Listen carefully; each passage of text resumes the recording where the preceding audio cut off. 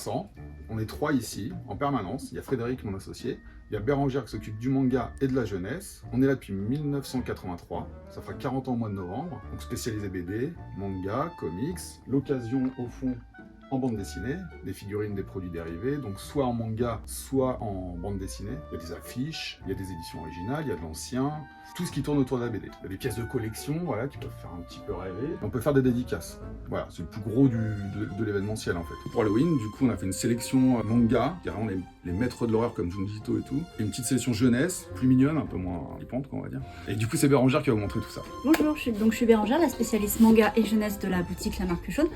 Et là, je vais vous présenter donc une sélection manga qui est vraiment plutôt pour ados, adultes. On va pas aller sur les enfants là-dessus. Donc la toute nouveauté de chez Mangetsu, ça va être Pumpkin Night. Là, on suit simplement une jeune fille qui porte un masque de citrouille sur la tête. Alors, autant dire que c'est vraiment la grosse sortie Halloween qu'ils ont prévue. Et ça va être du gore, de l'horreur. Et après, donc on a le maître de l'horreur, donc Junji Ito. Lui, on a toute une collection qui va être ici.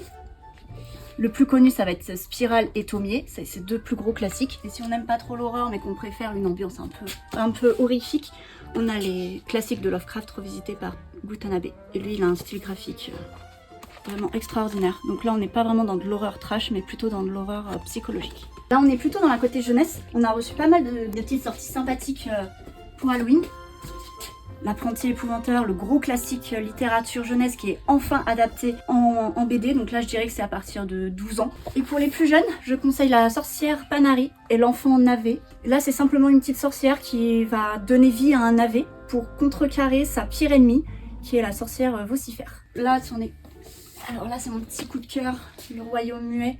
Donc la collection métaphore a un niveau graphique assez sympa. Et là, on suit simplement une jeune fille qui peut voir les fantômes et interagir avec eux.